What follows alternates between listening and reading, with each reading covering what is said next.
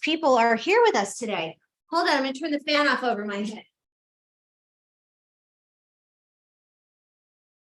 I have to clean my glasses.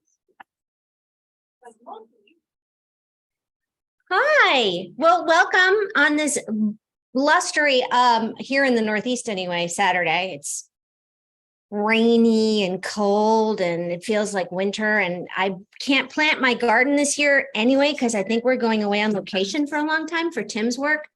But I couldn't plant right now if I wanted to because it's too cold in April.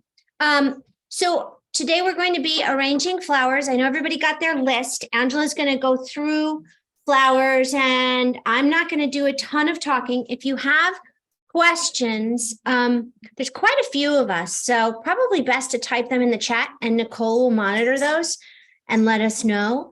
How many of you were able to, just a show of hands, if you can turn your camera on, if you're comfortable, that would be lovely. If not, that's fine. Lori will trade. It's like the surface of the sun where she is. I bet. Yeah, no, I'd much rather be in the cold. Lori was with us earlier today. We learned how to roll beeswax candles. Mine's still burning here in my wine bottle.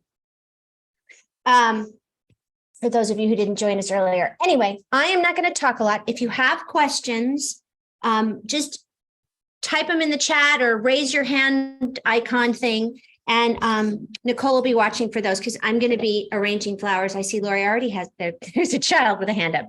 He doesn't have a question. He's just being a boy child. So without any further ado, oh, and Jill just asked in the chat, what's my favorite flower? It's right here, actually. It's peonies.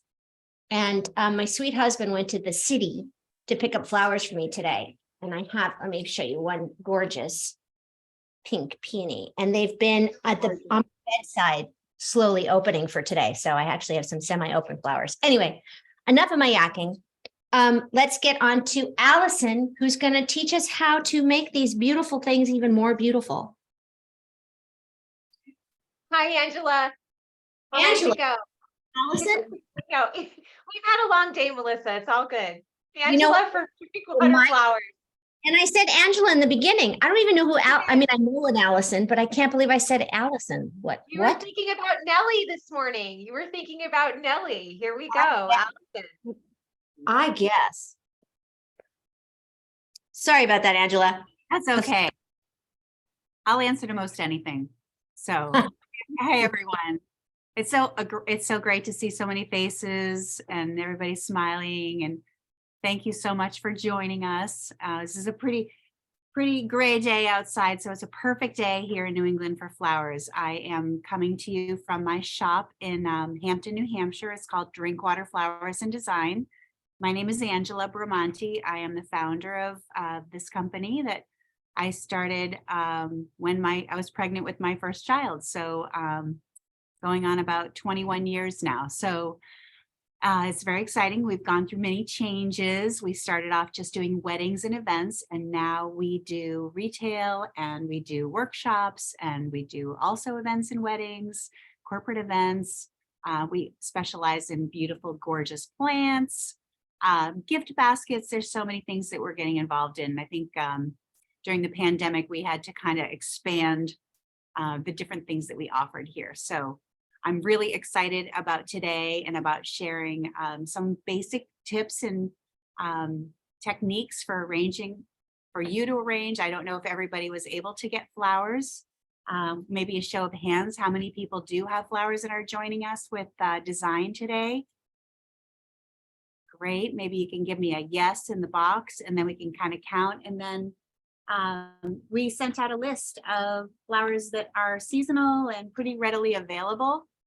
And that all depends on where you are. Maybe up in the northern part of Maine, it might be tricky to get some peonies yet, but we are still getting things maybe coming out of the south. So we asked for, we brought in some roses. I have brought in a couple of variety of roses. I brought in a garden variety to use today, as well as an Ecuadorian high petal count rose. I'm gonna do an arrangement in shades of corals and pinks with some touches of greens. So we brought in some roses. I think that's probably the easiest flower for everyone to find. So, and then ranunculus. These little sweet ranunculus come from, these are grown locally as well as Ecuador. These are coming from Ecuador, Holland, Japan, but this particular salmon color I got from a grower who is a rose grower that just started growing ranunculus down in Ecuador. And I am just smitten with this color. It is just in everything I make. I can't help it. It's just, I'm obsessed with it. And it's in Abby, my colleague's beautiful little blue vase that was her Nana's. So we're featuring her vase today. And then I have some, this is Hypericum berry that I'm going to be using. It's also St. John's wort. It's little berries and it's all in the salmon color, called Hypericum. It's got some nice breaks on it, so it's great to break it down. This one's giving us 3 branches. And I also brought in some, these are double tulips. So these are just, they're, some people call them a peony tulip. This is a double tulip. It looks like a tulip that swallowed a tulip. And so it's got many petals. So the secret to that is got a high petal count, so it lasts even longer than a regular tulip, one that just has about 4 or 5 petals. I brought, this is kind of one of my favorites. I talked about it the other night in our podcast. And this is fritillaria. And it is like a little bell-shaped flower that's upside down. And I used to think that was so the little flower fairies can enjoy it the most. And that is a beautiful lime green. These are bulb grown and they have a little bit of a scent like a skunk. So you don't use that many of them or they're going to stink up your arrangement. I like the smell of them. I don't know why. And then this is a viburnum. This is just little snowballs. This starts off green and then turns white. These are grown in the Northeast. I have a bush at my house. It's just a little viburnum bush. I think the little snowballs start off tight and then they turn white over time. I love the way these kind of move. So when I'm choosing flowers, I like to choose things that give us movement as well as give us a focal. So when you're making an arrangement and you're going to the store and you're like, how do I select flowers? Try to select different size flowers, different textures of flowers, and different shape flowers. And then also you want to select flowers that are on a really sturdy stem, and then flowers that are on a really thin stem, the ones that are kind of dancing around. So I love the movement. So what else do I have? This is the sweet pea. I did mention this one on the list. So this is just a little bunch of sweet pea. Again, this is a very delicate flower. This comes to us right now from Japan. I see Melissa has it in purple, which I adore. Yeah, love it. It's almost got like a variegation. You've got the one that starts off dark purple and is sort of ombre. Yeah, it's really beautiful. It's just exquisite. Nature is just remarkable. Yeah, yes, it is. And the queen, this is the queen peony. I chose white with a little bit of raspberry in the throat because this is the color that a lot of us have in our gardens. And I can't wait for June because I have a whole hedge to come up and I can cut from it. So something to know with peonies is the ants actually are good. They help them. They help open them. They eat the sugar off of the balls that come up. And then the ants eat the sugar and the flower is able to open. So let the ants do their thing. Okay, that's good for them. And this is the color Snapdragon I chose. It's called an apple blossom Snapdragon. It's a bicolor. So I love it because it works with all kinds of different arrangements and also for transitioning or bridging.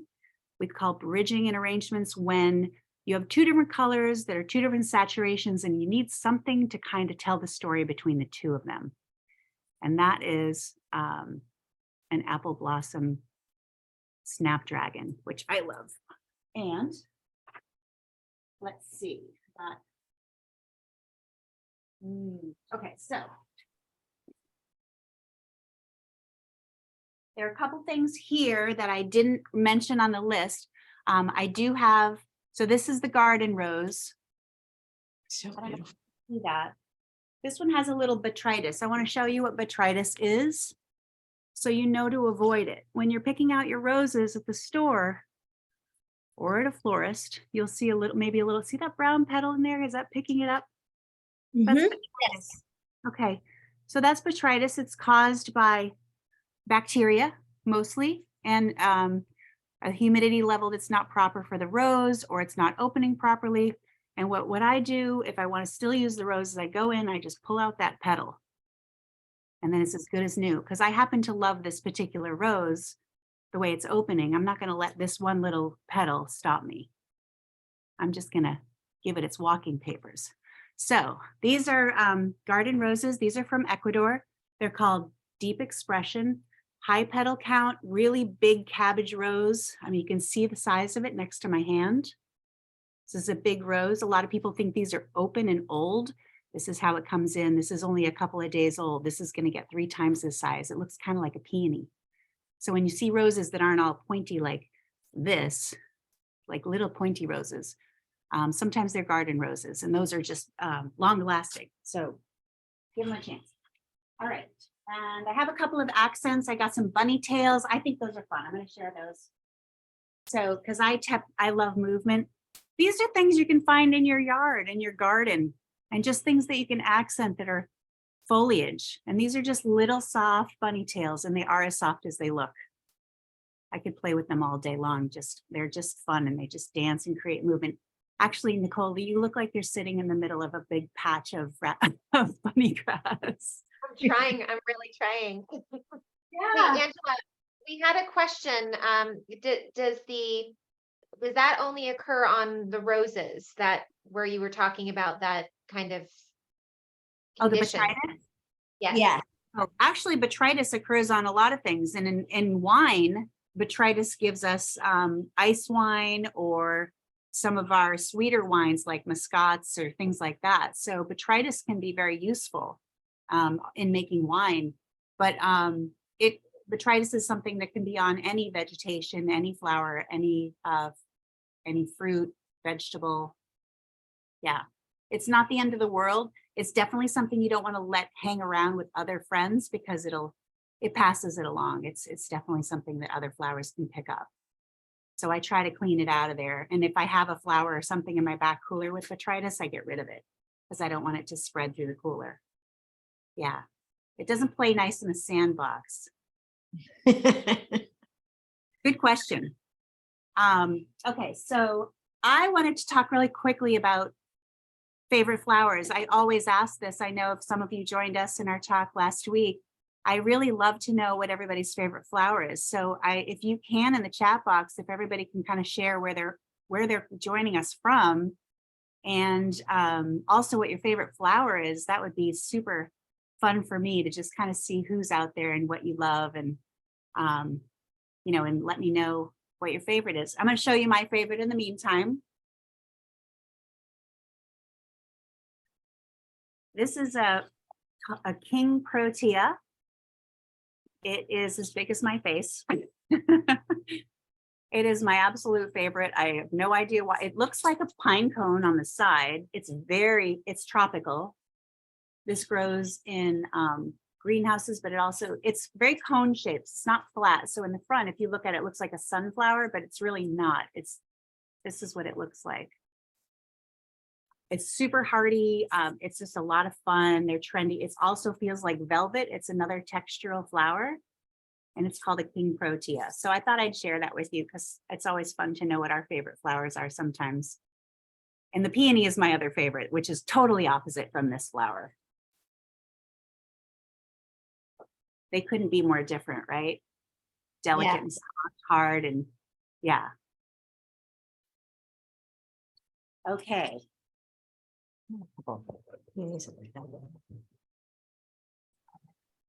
All right, so are there any questions yet on any of the flower selections?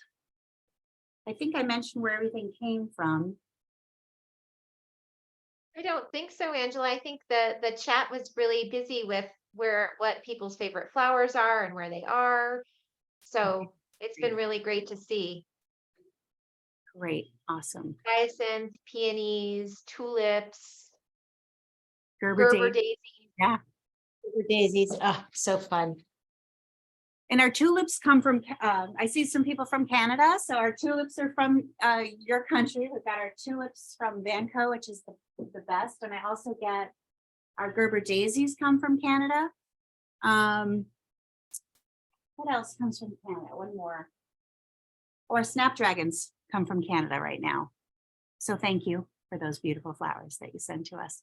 So I have a little smattering over there. We've got flowers from Japan, Canada, United States, Ecuador, and I believe that's Holland, and that's it. Okay. So I thought it would be fun to make an arrangement in the Prairie Linen Signature Impression Carafe that that Melissa made an arrangement when I met Melissa when they thought I was coming to make their arrangement. And I said, why don't you do it, Melissa? You can make it. So she did. She did great. All right. So I'm going to make an arrangement in that because I think that it's appropriate. But I also want to talk really briefly about vessels and how to select them because this is a basic class. And I think that it's a really important place to start. Your vessel is very important in your selection. If you've got a lot of tall flowers that you want to keep tall, then you don't want to be putting them in a short vase.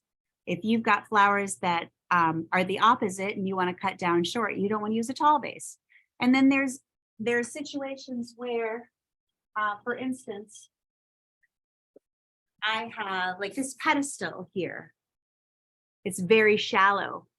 So I'm going to have to use something called Oasis Floral Foam in this vessel to make my arrangement. And it's going to take more product and it's going to take more time. So if I don't have the time, that's not the route I'm going to go. If I have a lot of product or if I want to make something really large, then that's the way I'm going to go with that.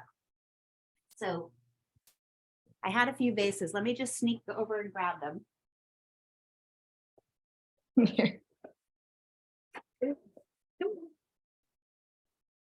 Crash. Okay. So you've got a little vase here, looks like a glass. And then you've got a big cylinder vase. This is about 6 inches around. So that's going to take a lot of flowers. Okay. So if you're somebody who's budgeting, you don't want to budget something like in this vase because you're going to need probably $100 worth of flowers just to go in that vase. And then this is kind of the smaller version of that. So this is our smaller budget. So the aperture is the size of the opening. And that is the most important thing when you're choosing your flowers and how many you need. And the shallowness of the vase is also very important. And then the shape of the vase, if you have something that's straight up and down on the sides like this, and it's tall, your arrangement is going to also be really vertical and tall. So you're going to want to create something that's a little more modern looking. We call it high style in the floral world. This vase, you can make like a low centerpiece in really nicely or a one-sided arrangement.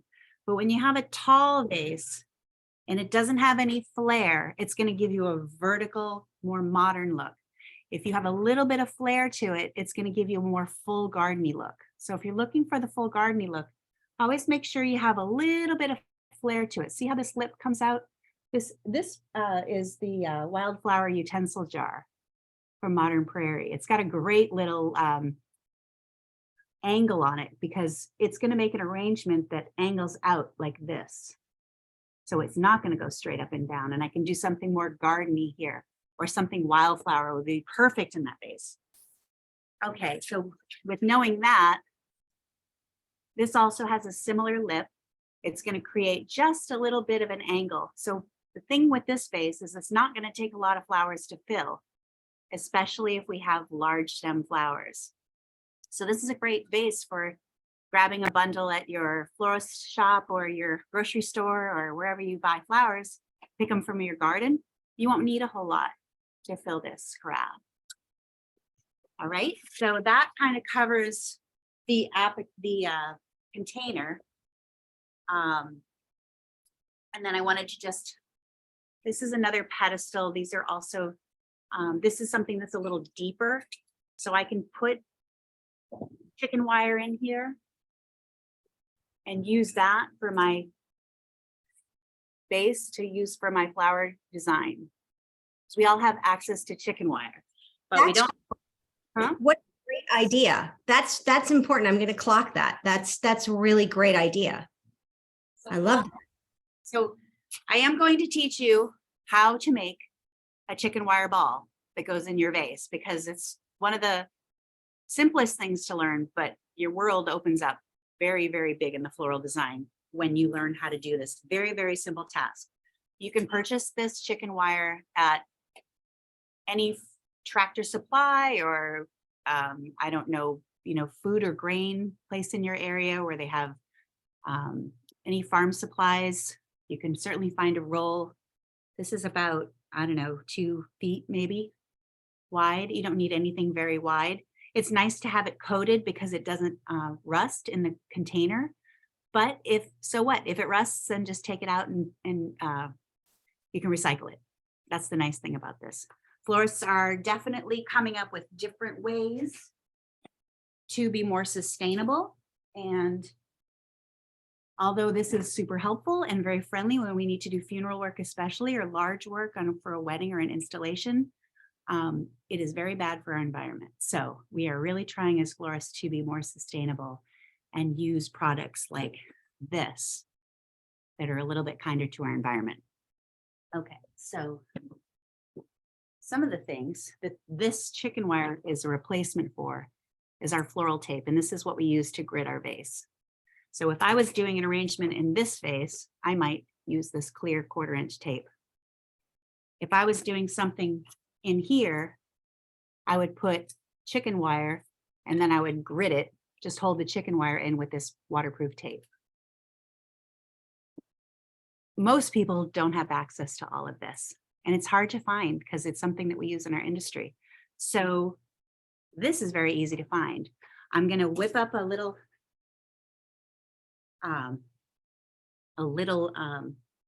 chicken wire ball that's going to look like this when I'm done. I'm just making it into a little Tootsie Roll, little tube, and then I'm poking the points, the sharp points, down inside the tube. And that's just to protect our hands, because we don't want to reach in there later on and take it out and then have some, have a little cut or something. And then I just make it into like a little hat. I squeeze it so that I have 2 layers. And then I just find a way to ease it down into my vessel. And that is going to give me, I don't know if you can see it in there. You see them?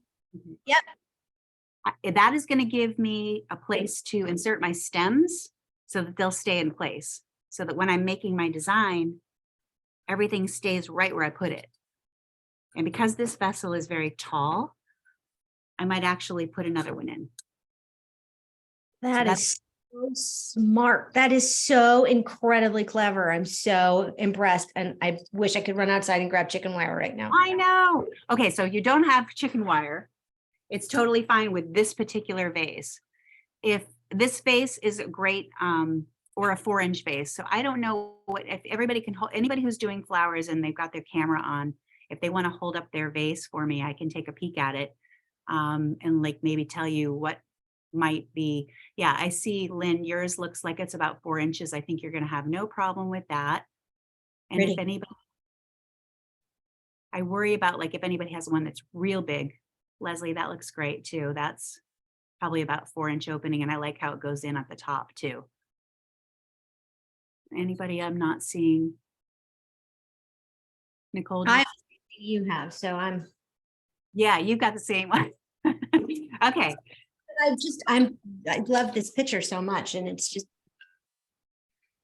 great. So I love this picture too. This is great. It reminds me of when I grew up. I grew up on a farm and in Hampton Falls with 26 horses and 72 chickens and just all of it. Dogs, goats, cats, and everything you can think of except for elephants, I guess. But we had gardens. We did all our own canning and jarring, and it was just a wonderful way to grow up because we had fields of flowers to choose from. So I think I always knew that I was going to do something with flowers. I used to say when I was little, when people asked me what I wanted to do, I'd say I wanted to be a doctor. And when I was an old lady, I wanted to own a flower shop. So I guess here I am. Not such an old lady yet, but we'll see. All right. not anything wrong either with being an old lady. I don't mind it at all. No, that I'm fine. No, we're not old. It's just a number, as my daughter says. Exactly. Well, it's easy for her to say, but yes, I agree. Right. Okay. So first things first. Now, if you're taping and making a grid and you want to try taping, you can do a tape grid, and that's what we do in our shop so that we keep everything kind of where we put it. If you have chicken wire, great. If not, that's okay too. If you have foliage, let's talk about base foliage. So again, I want to give you some information so that whether you're making an arrangement here with us today or you're making one a week from now, you have some really good tools. So I know everybody knows what this is. Everybody's seen this before. This is a common leather leaf fern. And this is just a fancier version of it we call Cleopatra. And I use this or something similar to it to base my arrangement. So when I'm creating, I'm just looking to get the most yield of my product. So I'm cutting it in places where I can use two of it. And then I am stripping, because you want to take everything that is in water for foliage. You want to strip the foliage so there's no foliage below your water line, because that creates bacteria and bacteria kills the flowers. So I know we had a question from Lisa about how to make your flowers last. The best way to make your flowers last is by recutting them and putting them in fresh water. So every 2 days, you just dump the water out of your arrangement and you recut everything and put it right in fresh water. And that's the best thing your flowers are going to love. So everything's stripped below the water line, and tools too. I use a knife because I've used one for 35 years. There are clippers. You can get clippers at any garden center. They have them everywhere. Great clippers, good ergonomic clippers. I tend to have carpal tunnel, so I have some really nice ergonomic clippers. But a straight or serrated blade is great as well. So whatever your preference. If you're great in the kitchen and you want to use a knife, that's perfect. So I'm just basing out my arrangement, and we do this for a couple of reasons. If you don't have anything grid system to hold your flowers and you create a crisscross grid with your foliage in the base, then you've got something to start putting flowers into by just crisscrossing that base of greenery. Okay. I am not going to use that because I do have this grid. And if some of you don't have foliage, you can also, you can harvest it from your front yard. Hosta leaves are great. Let me think what else. There's evergreens that we have. There's a lot of us have holly bushes. Andromeda japonica is fabulous. And if you have any of those beautiful spring, lilac has beautiful foliage. Peonies have beautiful foliage. You may not even need foliage. So remember, just grow out in your garden. These have the peonies that I have the foliage on them still, and it's great. Yeah, that's great. Because peony foliage is great. It lasts nicely. So so I have a little smattering of foliage here. I have some pennycress and I have some viburnum and some other grevillea and things like that. Just, I'm going to keep over here for texture a little off site. But if I reach for something over there, that's what I'm going for. So the most important thing after you get your vessel and you've chosen your vessel is to fill it up with water, because you can't design into a dry vase. I've seen people try it. But the problem is that that cut that you make on the flower, you have about 45 seconds with some types of flowers before it starts to callus over and it's looking for water. So if you, by the time you're done with your design, your flowers are going to be calloused over and they're not going to drink water. So make sure you start with a nice full vase, and then we want to start with our design. There's a question that just popped up, and it's a good one. What's the best temp for the water? The temperature, as long as it's not hot, as long as it's room temperature or cooler, you're fine. Yeah. Thank Hot you. water, yeah, we use hot water sometimes for milky stems like Tweedia or anything related to milkweed. We do cut them and put them in hot water to coagulate that milky sort of flesh that's inside the stem. So hot water is used like sometimes with poppies, things like that. But Great. not arrangement. Okay. So I was wondering if there was a question too. Lisa had sent in too about the height of the arrangement. So I want to address that here. Typically the height of the arrangement in scale is 1.5 times the vase. So if your vase is 12 inches, then your entire arrangement would be another 18. So it would be 2.5 feet would be the total height of this arrangement. You don't have to go that tall. You can certainly keep this arrangement low, but you wouldn't go more than that. And if you did, it might be with something simple like a little branch, you know, just the little whisper of something reaching up high if you needed some reach. But a bulk of your flower arrangement will be in that 1.5 times the vase. And then how I usually select my flowers and how I start is I like to design with my biggest flowers first and work down to my small, because your biggest flowers are going to take the most room, and then you'll have the little nooks and crannies to put your fillers and your smaller flowers. Plus it's easier to work around the bigger ones rather than the delicate ones. So the sturdy flowers I start with. So in this case, I'm going to start with roses. Angela, as you're doing that, there've been a couple questions about what to add to the water. So Jill is asking, she's added a sugar packet to the water. Is that a good idea? You know, if you buy from the store, they always have those little packets for the water. What's your recommendation? If you have a florist packet, I would pre-mix that in another container and use that. That way, when you change the water, you can put the second refill will still have some of the flower food. And then by the third time, it will be fine. It will all be up the stem. But the flower packets are great. Sugar can be tricky. The flowers don't necessarily need it. It can form bacteria. So just be careful how much. If you're going to put sugar, I might put a drop of bleach in the water, unless you live in a city where they treat the water and there's a water treatment facility and you can almost taste. Some people live in an area where you can almost taste that bleaching. So if you've got that or you smell that in your water, the flowers love it. You don't have to do anything to your water. Great. Yeah, the secret really is in changing your water. All right, so here I do want to teach you a fun trick too. So I'm going to teach you something called flexing a rose. And it is basically, if you can see what I am doing, I am flipping the outside petals inside out. As I spin around, it's almost like a little petticoat. Melissa, you know about petticoats, right? I do know about petticoats and panelets. Yeah.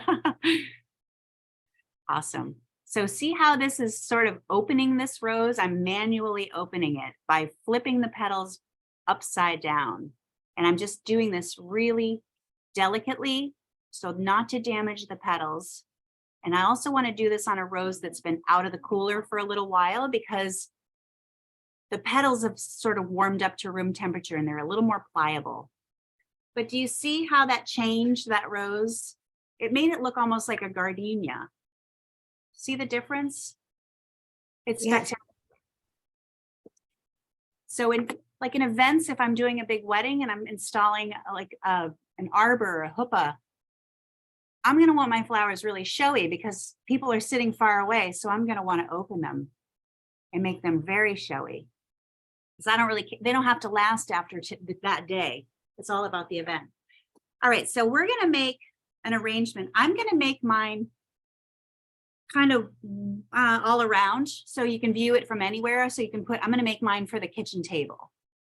My cats will be thrilled.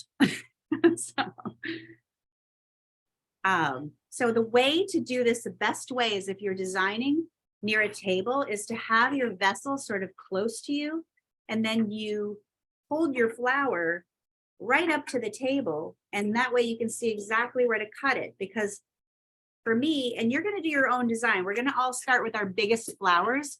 Maybe that's peonies, maybe it's roses. I'm going to start with my roses, and then everything is going to point towards the center of the vase. So nothing's going to go straight down into the vase. Everything goes, if you were looking at the top of the vase and it had a center radius like the sun, everything would be pointing towards that. So it radiates out of the vase. So no matter where I place my flowers, I'm going to point the bottom of the stem towards the middle of the vase. Now I'm keeping my roses low because they're heavy, they're big, and I like my heavy flowers at the bottom of the vase. Sure, you can use them at the top. There's many people who design and put their big flowers up top, but for an introductory and first class, I think this is probably the best, like most standard way to teach it. All right, so some people think you have to do everything in threes, but I'm not of that belief system. Some things are in threes, but I'm a big feng shui fan. And if I'm making things, I make a lot of things with twos because it creates balance. So it's yin and yang, and it creates balance in the arrangement. So sometimes I'll use like two. I have to be careful because we don't want them to look like eyes. So when I use, I have to make sure that I put them at different levels, or I don't put them right next to each other. You know what I mean? So they don't look like they're looking at me. Quick question. When you're trimming the stems, is it best to do it at an angle or straight across? Yes, it is best to do it as an angle. And the reason for that is it creates surface area for the stem to drink and uptake water.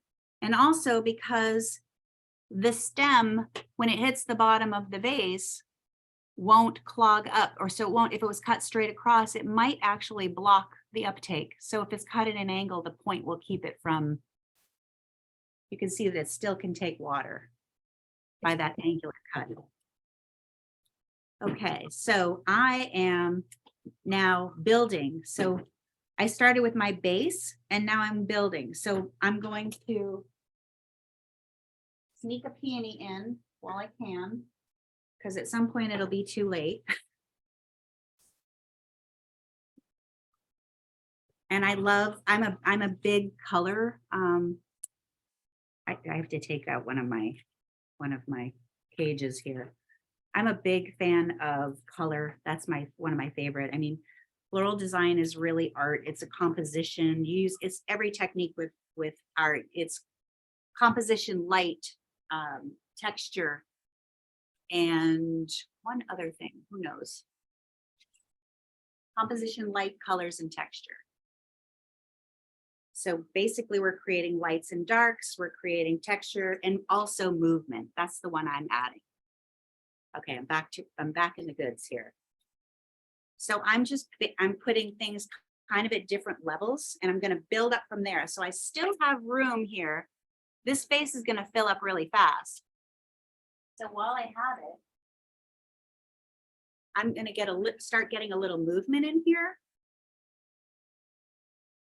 When you have a beautiful blossom way down here and then up top, it would be a shame to just pull these off So I'm going to cut it here and give myself 2 stems because that's a really expensive flower. Those retail for $10 a stem. So I'm not going to fool around with that. I'm going to get my money's worth. So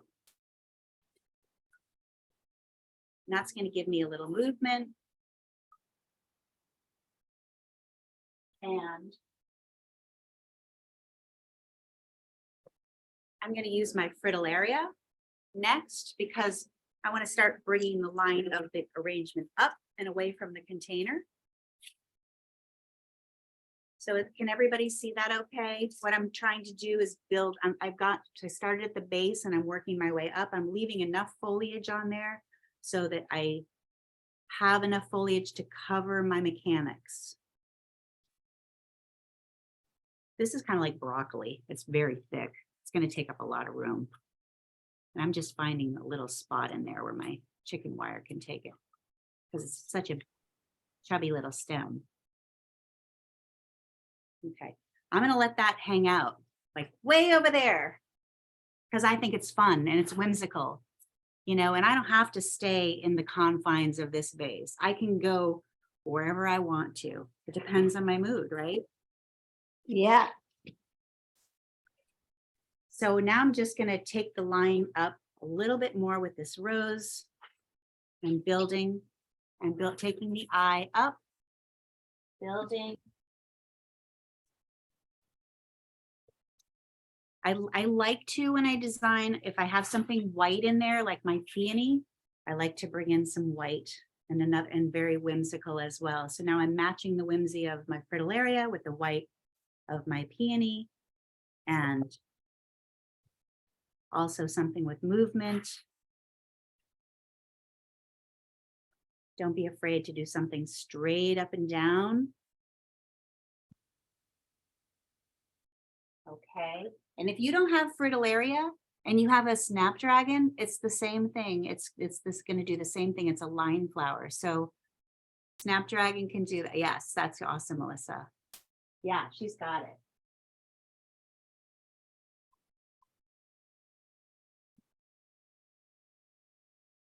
All right, well, it wouldn't be my arrangement if it didn't have Ranunculus in it, because this is one of my favorites too. And sometimes it's just one because they're super special, but see how I'm still building up. I'm going up to the top floor. And maybe I want to put one down here towards the bottom too, because that seemed to pull my arrangement. I'm trying to get my arrangement to build out.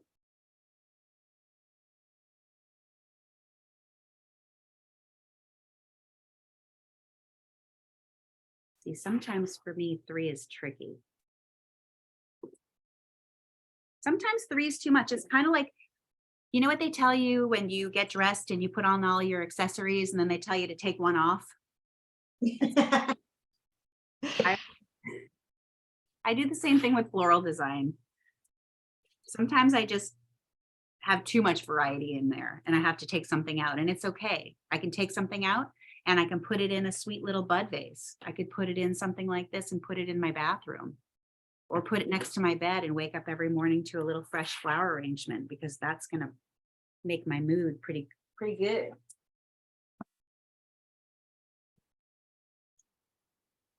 All right, so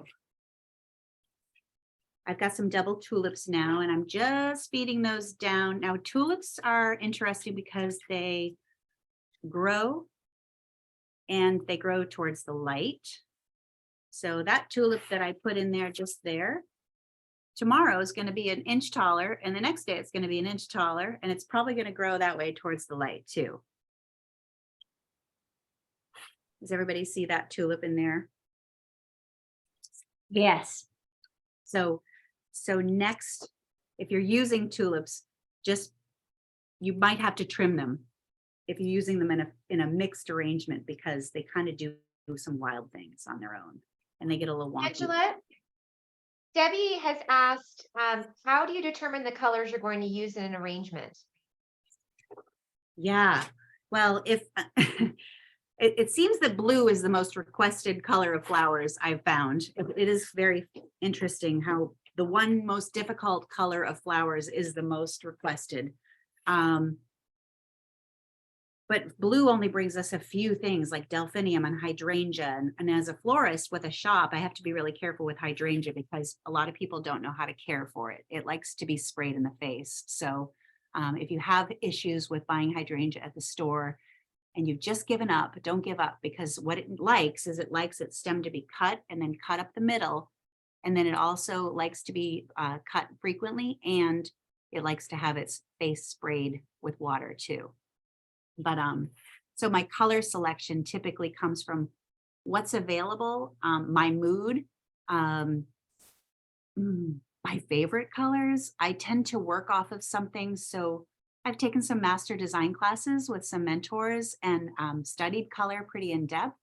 And I typically work off of something. So for instance, if I really wanted to use this in a design, I see all these nuances in there. So I see a little purple and a little gray and some lime green and some coral and reds. And I just play off of that. And I just try to pull the colors out of one particular flower that I really want to use. But typically, you know, some people equate white flowers with sympathy, and it's not always the case. White flowers can be very clean. I mean, if you just cleaned your house, there's nothing like white flowers on your kitchen table. There's just, it's like a breath of fresh air, or it's really classy, or it's a great, you know, if you have like a signature look and, or you're always giving flowers to friends and maybe you want your flower arrangement to always be white, or you want yours to always be a purple. Like sometimes it's nice to just have a signature thing that you do, and that's fun. So, I have a lot of people who request purple right now. Purple's hot. I don't know what's going on with purple, but it's hot. I made an arrangement. This one I made, I was inspired by Melissa when I got the container in the mail. And I was very impressed with the shipping, by the way. It was perfectly shipped. And I got this wonderful card in there, and Melissa's outfit inspired this arrangement for me. So I'm going to take this out and show you what she's wearing. And then I made this. I said, I'm going to make an arrangement. Gorgeous, Angela. It's gorgeous. Yay. Okay. Really quickly, Anna asked, do you have a flower to foliage ratio that you use? Ooh, that's a really good question. It depends on the trends. So we went through a really big foliage trend, like this bohemian trend that we are just sort of coming out of, where it was a lot of foliage, and we were using things like grevillea. Like was a really hot foliage during boho. So no, I think it's pretty much whatever works in the design. If you need the foliage to bridge, then I would say you could just use touches. I'm using less and less foliage now. For me, I love the purity of the flowers. I love just seeing the color green on the stem of the sweet pea. I mean, it's just so dreamy. I mean, look at this foliage on this fritillaria. It's just, you can't beat it. So I kind of sometimes just let the arrangement speak for itself and don't use a lot of foliage, because it costs money too. So I'd rather give people flowers. Christmas time is a good time for foliage, however, I'll say that. You're mixing up your pine and your boxwood and your holly, and around the holidays, you can use a lot of foliage and just a few flowers. Deborah asked, when done right, how long can I expect my arrangement to last? Hers usually last about a week. Yeah, I would say about a week. There are flowers that will last longer. And the best thing to do is just pull out things as they die. A good designer will make something where there's something to last a really long time, and that you keep pulling things out and it still has something going for a couple of weeks. Like this fritillaria is going to last 2 weeks. This peony is going to last not long, 2 days, maybe. My roses are going to last 5 to 7 days. My ranunculus is going to last maybe a week and a half. So it's good to know what the shelf life is of your flowers and just test them. just get a couple flowers, put them in little vases and test them out and see. That way you can see what's going to work. And Lynn asked, when using a flower like mums that have many blossoms, should you just use one or two of the blossoms? So like a chrysanthemum, like a palm, like a daisy palm. Oh, I see. I see you, Lynn. So you can edit that. So what I would maybe do if that was taking up too much space is maybe I would have started with it. Something with multiple brackets like that. Sometimes I'll take the bottoms off and start with it and work around it. Or I would just edit it. Go ahead and put it in your arrangement and just cut out the ones you don't like. I know that sounds crazy, but art is art, right? I've got my St. John's wort, which is kind of a industry. I don't know. It's one of my favorites. It's over the years I've learned that I've just always hovered at the same flowers. I always go back to the things that that I love and that have just mean something to me. And then I find out later on what they are and what they're about. And St. John's wort, as everybody knows, is the happy. That's the happy herb. And this is the happy flower. There's something about it. I love to put it in a lot of arrangements just to sort of give off that vibe, good vibes only. So after working with flowers for 35 years, maybe 30 years, I might be dating myself out. I started working with flower essences, and I think that their flowers are pretty magical, and there's just so much to them. So, and they make us happy. So why not use the happy flower? This is hypericum. It does actually bloom. Those little seed pods do open and show you a flower someday. It takes a really long time though. So I'm just going to finish off my arrangement with this as a filler. And maybe I'm going to sink it down in, and I'm going to float a couple.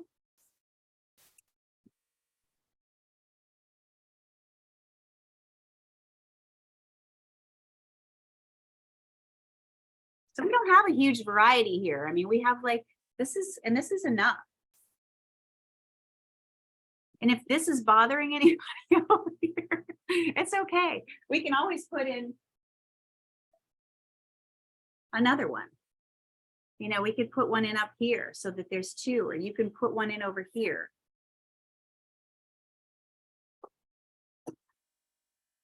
That looks gorgeous, Angela. So beautiful. Thank you. And Lori made a comment. She's watching everyone putting their arrangements together, and she's just cheering everyone on at how beautiful they all look. I know, it's great how everybody's always, we have classes where everybody makes the same arrangement, and yet, it's great at the end of it. They all look different. You know what I find is that tall people make tall arrangements and shorter people make shorter arrangements, and it's just all relative. It's so great. Because I'm kind of tall, I'm 5'9", and I always tend to make everything on the tall side. I don't know what it is, but all right. So I did put in another fritillaria because I felt like maybe, but I put it a little closer, so it's not like I have two like antlers coming out. And then I would just edit that. I would just look for, let's see, how about something fun, something floaty, something that's going to answer this over here. Well, why is that way over there? Why is that hanging out so high? Oh, because I have this fun grass in here.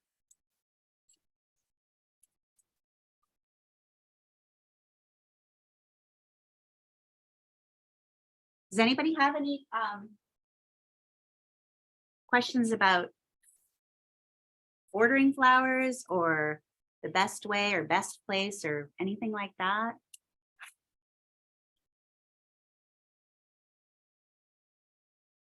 You can all see that, right?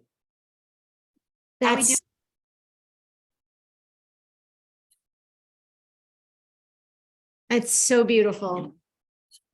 Yeah, I tend to like the way I design. I tend to go into the monochromatic, or I like to ombre, or I like to take shades like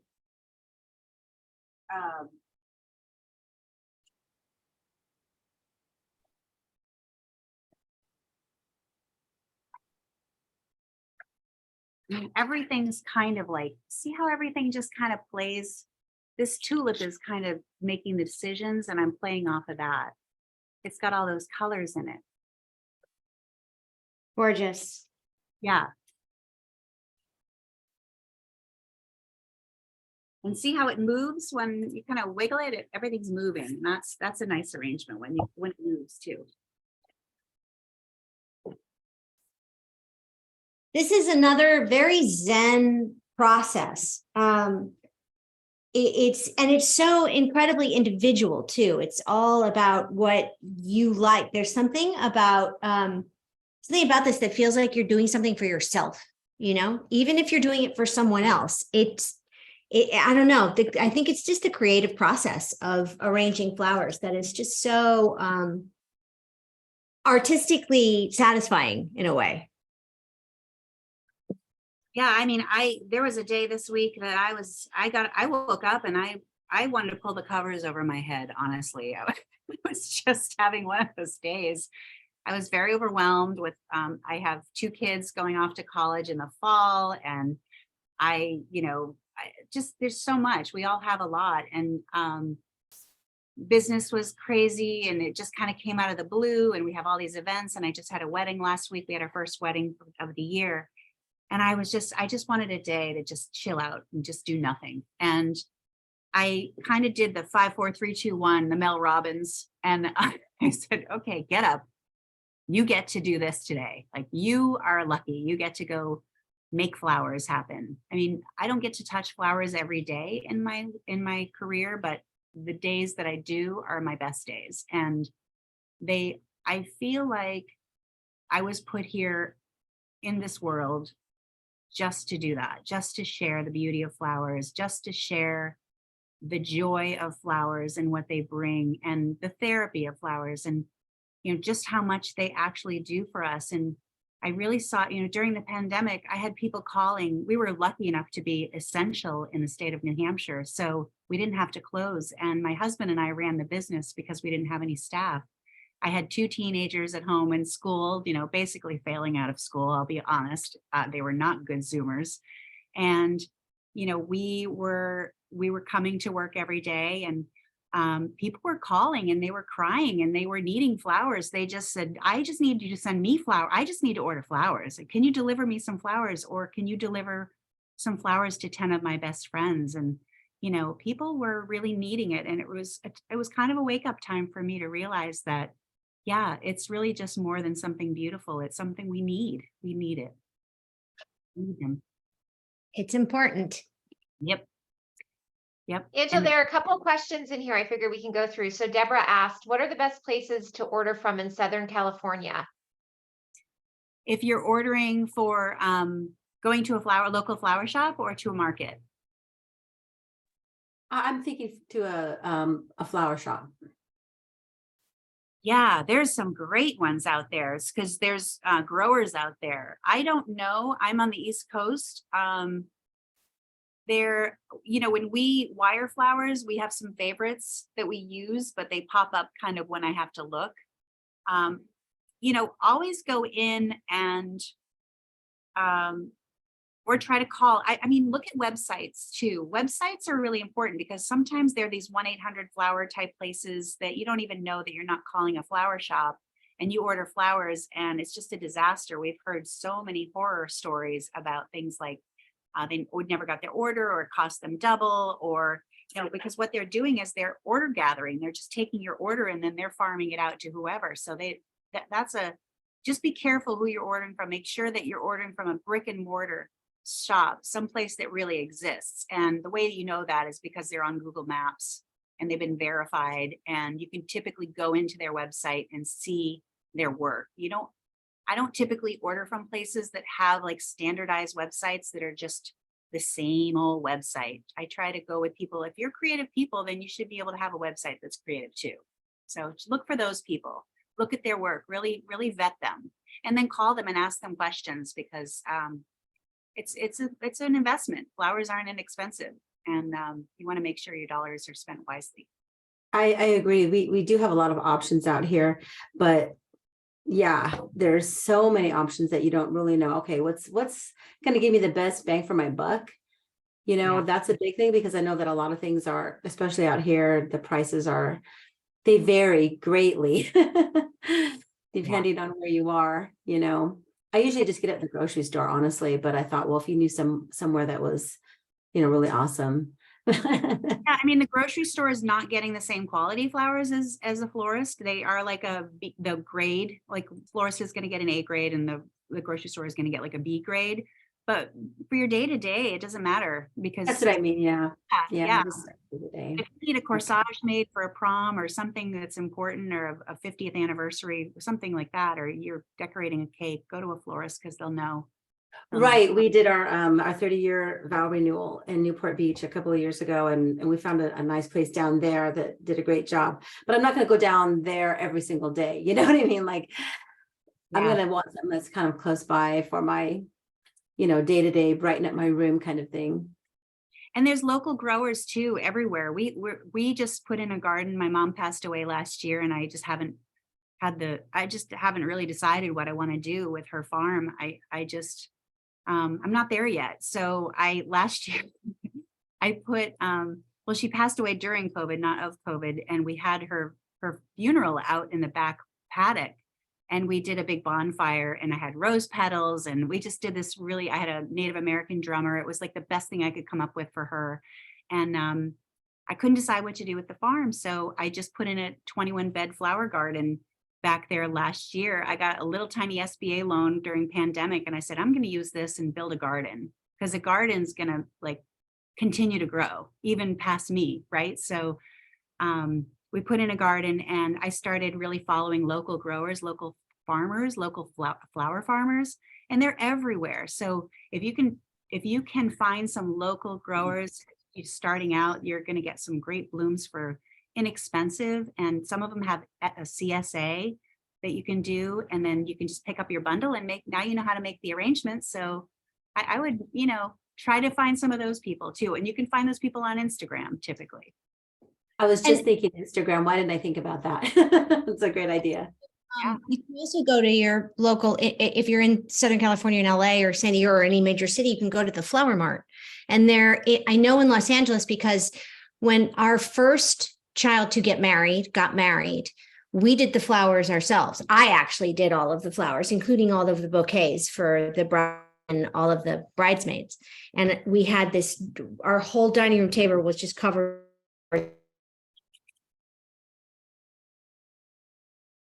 Oh, I think we lost her.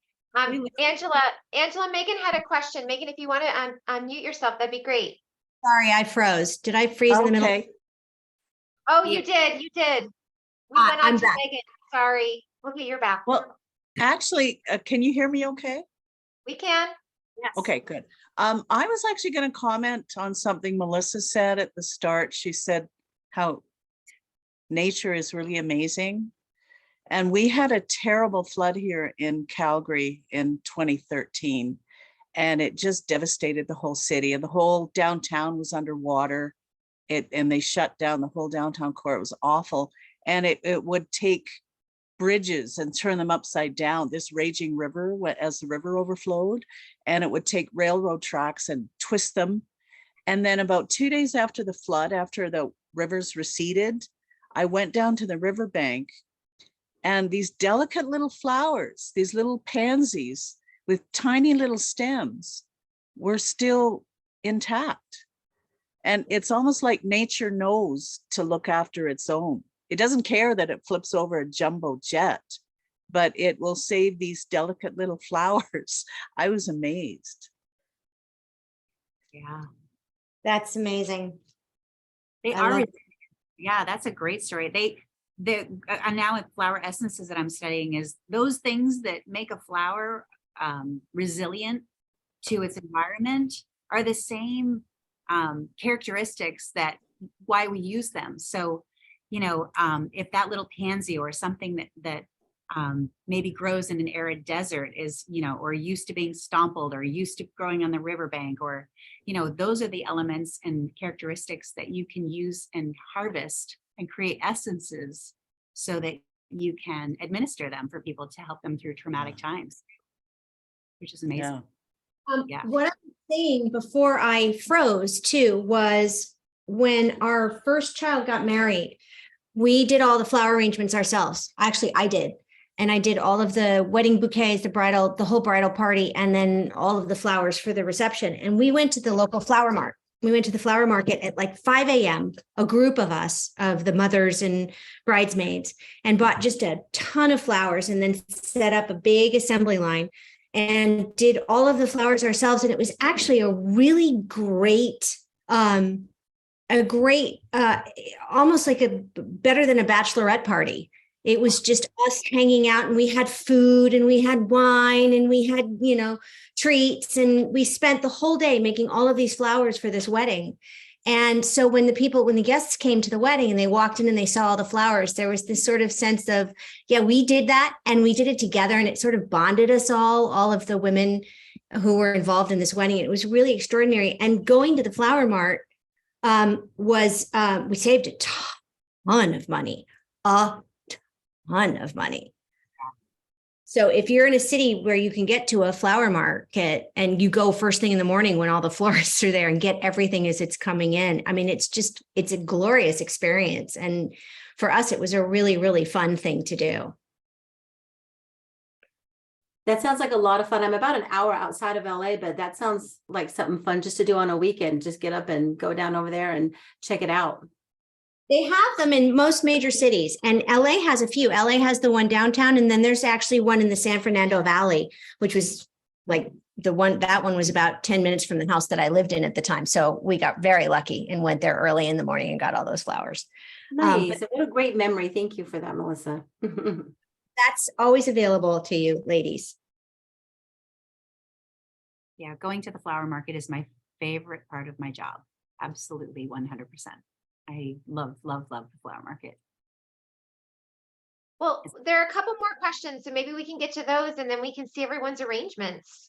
If that's okay. I know we're a little over, but this is fun. Anna asked, if you grow roses, should you cut when the bud is still closed or partially open? Yeah, so partially open is typically when you cut most things. Same with tulips. I was just reading about tulips, for instance, in Holland. When you go to Holland and they have all those tulips that are opening in those fields, and I never really understood it. Well, why do they let them open there? Well, it turns out those people are the people growing bulbs and selling tulip bulbs.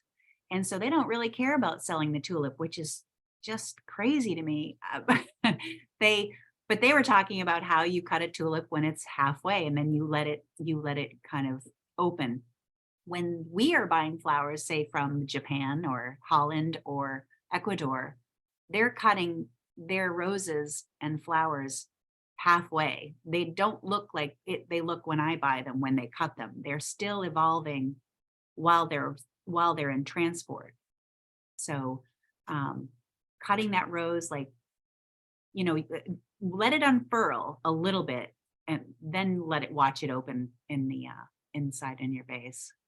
If you can do that. I have a hard time cutting my peonies. I love to watch them outside, but I have a little war with the rain. It seems like every year my peonies come and then we get bombarded with rain and they just flop over and I didn't get out there to cut them. So remember, if rain comes, you want to run out and cut them no matter where they are. Perfect. I don't see any further questions. If we want to maybe pan in and see everyone's flowers, that'd be great if everyone is open to doing so. Melissa, how are yours coming? Oh, beautiful. Oh, lights. I love, lots of color. It's very colorful for me. I tend to lean towards just lots of pastels and really like muted colors, but this turned out kind of great. And I've been playing with my other containers like this one, though not a modern prairie one. My son gave this to us, one of my 4 sons for Christmas this last year. And so that's the little one. Oh, beautiful. So I'm playing. Lynn is showing us hers as well. Oh, Lynn, beautiful. Beautiful. Is that lilac? Do I see lilac? Oh, gorgeous. Nice. Yeah, so Lynn did a really nice job with some ins and outs, I call them, where your flowers aren't all on the same plane, where they're like a round ball and everything's sort of touching. You get the ins and outs in your arrangement. It's something that's really important when you're looking for depth. It looks really nice. Good job. Leslie, show us yours. Oh, that's gorgeous.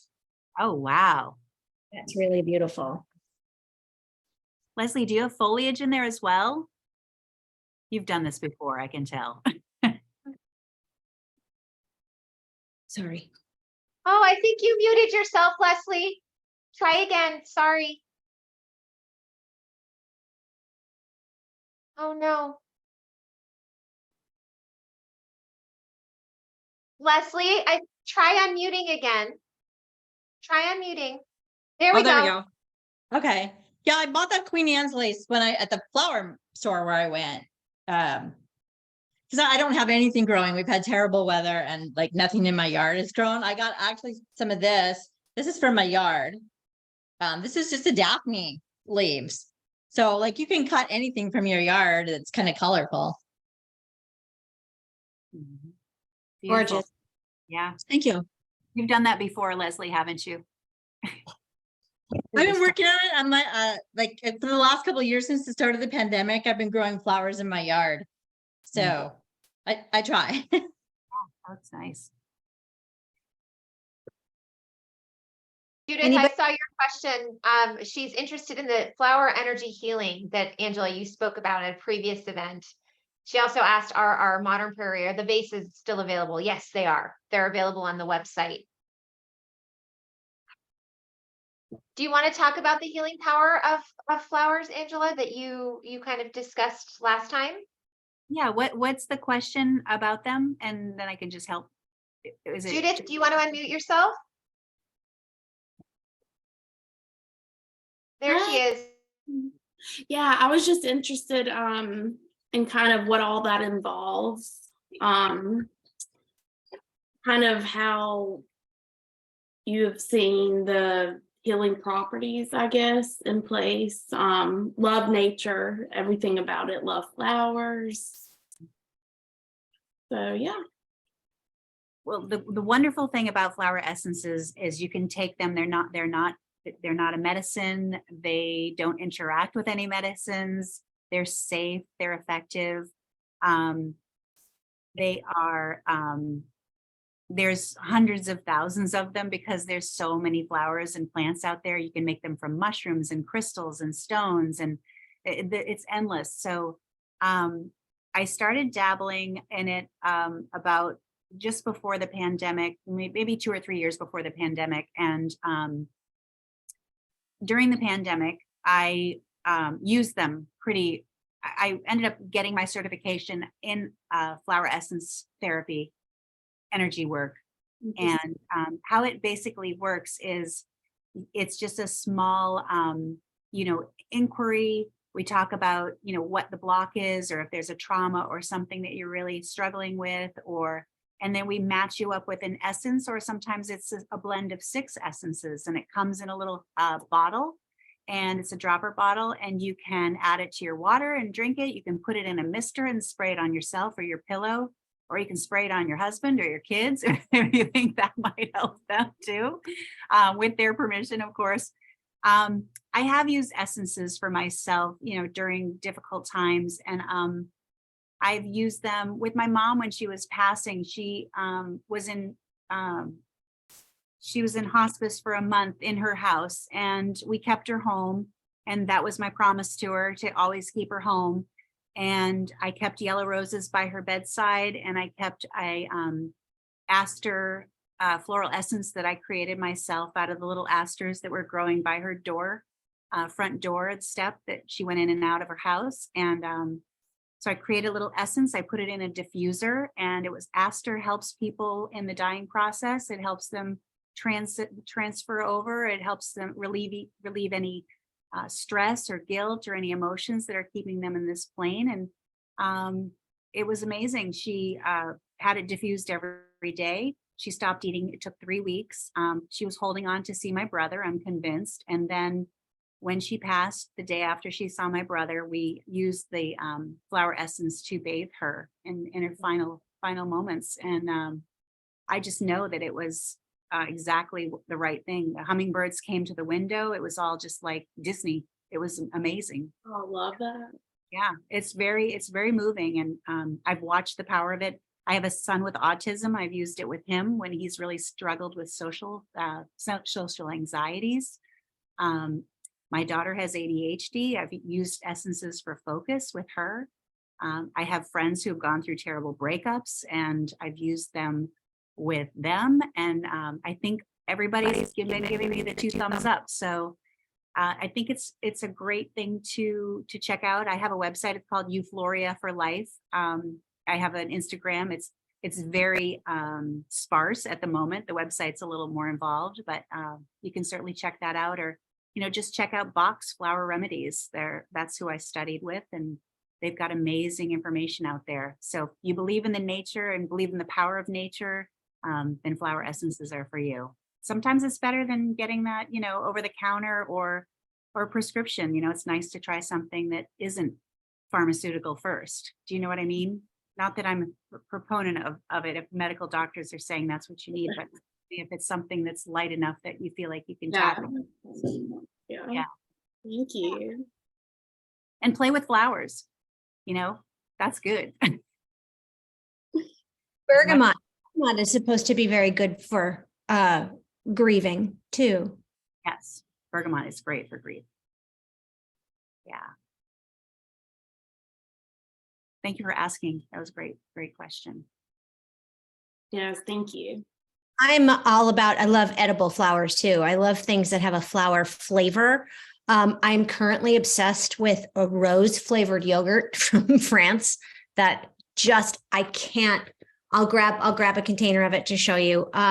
Anything that's, I'm not crazy about the scent of lavender, but I love the flavor of lavender. I love to put edible flowers in salads, and I just, there's something, I don't know, there's something about ingesting that just makes me really, really happy. Yeah. I'm going to grab that rose yogurt to show you guys. And then I think we're getting close to time here, right, Nicole? Yes, in fact, we're overtime, which is fantastic. This has been great. Does anyone else want to show or share? You can certainly refer to it. We've recorded the session and we'll publish that in the next 48 to 72 hours. But Angela, it's so wonderful spending time with you as always. You too. It's always Yeah. fun. It's been really wonderful. And this is the rose flavored yogurt. The company's called La Fermière, and it comes in this little stoneware container that you can use for flowers after. It's like a little vase, or pour a candle into it or something like that. But it is, ladies, for ladies. I mean, this is like a dreamy, perfect, yummy, sort of princessy dessert if you're interested. So that's my current obsession. La Fermière rose flavored yogurt. You can find it on the Amazon. Well, thank you all so much for joining us, Angela, not Allison, Angela. This has been such fun, and it's been such a wonderfully nurturing experience too. Just the looking at the flowers and having them here and touching them and smelling them and arranging them. It's individuality of how everybody designed their own flowers has been really, really interesting. And I hope we get to do something like this again. Yeah, I'd love it. I think anybody, I've got a plug. If Drinkwater Flowers, if you follow Instagram, I definitely will. We do workshops and we do them locally here, but someday when I work remote, I would like to have a group where we can do workshops and, with flower essences and feel good, just something where people can kind of tune in and tune out the world and do something really nice together in groups and communities, because it's really about community. And I'm really blessed to be part of this one. And I'm very grateful to have met Melissa and Nicole, and this opportunity has been really, really fun. So thank you very much, both of you. And we're so grateful to have met you. And this was this ended up being like that gathering I had before the wedding of a bunch of girlfriends getting together to do something really wonderfully creative. And that's very soothing and very uplifting. And so thank you so much. And thank you all so much for coming here and for supporting Modern Prairie. And we have a bunch of other workshops. We've got a bra fitting workshop coming up on May 6th. And with the our fairy bra mother from Bra Tenders is going to be, I look how everybody's like adjusting their just going, most of the time when we talk about this too, everybody goes like this and grabs their yeah, I could use that. Because I mean, really, the foundation for everything is the right bra. So that we have all kinds of fun things coming up. So I hope to see you, and I hope you're having a wonderful spring and staying healthy and happy. And I send you all so much love and so much gratitude. It's wonderful to see all of your gorgeous faces again on this Saturday. And I look forward to seeing you all soon, and I send you love. Thank you for being here. Bye, everyone. Thank you. Bye, Angela. Bye, everyone. Bye, Melissa. And yes, Jill Marie, if you're there, I will be felting on May 3rd, doing the felting workshop on May 13th. Amazing. Can't wait to see you. Take care. Everyone have a great rest of your weekend. Bye. Bye, friends.